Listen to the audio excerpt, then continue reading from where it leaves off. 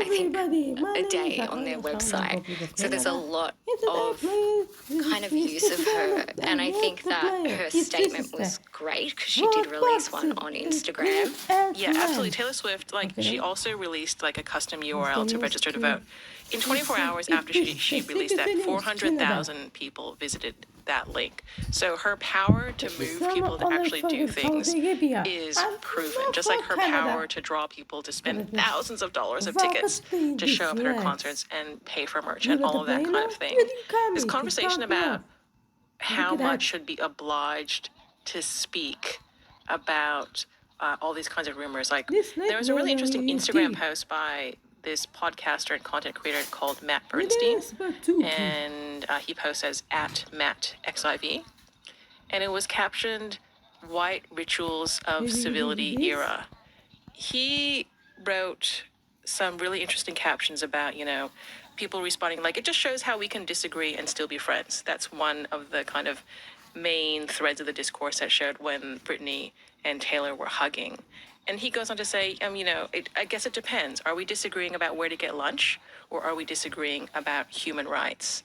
And he goes on to describe a lot of the things that you were talking about, how, in Miss Americana, she didn't want to stay silent anymore. She wanted to show that she was on the right side of politics. But it's a really interesting caption, I think, to say it's under, all of this is coded as a white ritual of civility. I mean, the reason why I bring up this post by this Instagrammer is because they're like, where do you draw the line, right? Like, we can disagree and we can still be friends. But what if your disagreement falls along not where you're going to have brunch, but like about whether I am safer than you in any given situation, whether I am more protected than you, or whether I am put more at risk because of certain political views and votes than you, and then that disparity. So it's kind of like questioning the stakes and, kind of calling it a white ritual of civility. I don't think it's restricted to like particular cultures. Like, there's the idea of saving face. All cultures have some kind of notional idea of preserving civility even in the face of disagreement, but it's kind of like, at what point is that no longer tenable? And I think that with Taylor, a big part of her is how much she has spoken on this stuff. So is it not just civility, is it hypocrisy? Like, how much are you going to use your platform to stand up for people who aren't the rich white woman, who don't have just your interests at heart? But then we fast forward to now, where she has absolutely like made her views be known. She has absolutely gotten people to register to vote. So even though it's kind of in the past, we are kind of relitigating things that happened in the past pre-endorsement. Let's jump to now, where, Donald Trump is truthing that he hates Taylor Swift at the same time that he's trying to raise campaign dollars using a design that is synonymous with her campaign. So Donald Trump is now selling this kind of Taylor Swift Eras Tour knockoff T-shirt, right? And I think if you have seen anybody wear it, you would recognize it, right? Steph, it's like a grid design. Are you just describing what I'm currently sitting across from you wearing in my official Taylor Swift merchandise? Yeah, it's the grid design. You can get it in the black and white, or the colours that are very linked to each of her eras, and it has an image from each of her specific eras. And then in front of it is like a bigger picture of Taylor. And it says the Eras Tour, and it's become... The font is very recognizable. That grid is very recognizable. Yeah, it's definitely aligned with the brand. It's kind of unbelievable to see, because it's like, in the place of youthful female Taylor Swift, it's 78-year-old Donald Trump in the role of Taylor Swift. We it's all hard to compute. Yeah, it's very funny. So he hates her, but he's still using her to jump off and create financial opportunities, or he's still talking about her.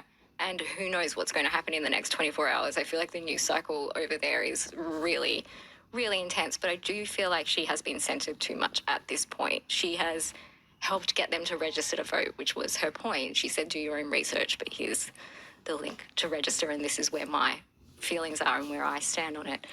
But now, not only is Trump using her and saying he hates her, and there's a lot of kind of fear around violence in and around her, particularly after the threat of a terrorist attack at the Vienna Eras Tour concert. People are really worried for her next leg of the Eras Tour. But also the Harris campaign have then responded with a huge press release that used every single line used a new Taylor Swift kind of title to respond to Trump. I think it would have been fine if they just said you need to calm down to him. They didn't need to have an entire A4 paragraph. We get it. You think less is more?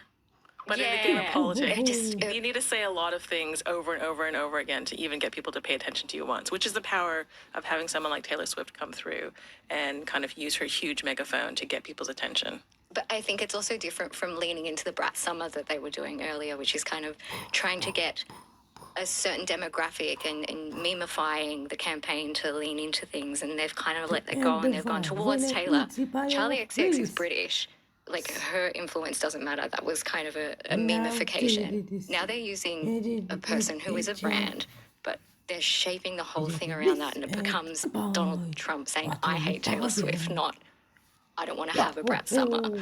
It's very different. She's still a person, and I think that they all do need to calm down. So you think that they're forgetting that at the heart of this, that Taylor Swift is actually just a regular person?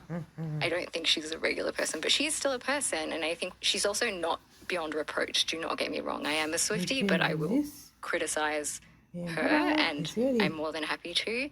I was worried when I saw her with Brittany Mahomes, and she is in her WAG era, and NFL are problematic, and like seeing all of this, it was like, oh, has she jumped on her private jet and flown into the red territories of America? Has she left that Miss Americana behind? But now she's spoken out gladly. I think they just need to stop making her the center of it, because she isn't. There are policies that matter. There are major issues at play, and a lot of it is very scary, and I think that they need to center that a lot more.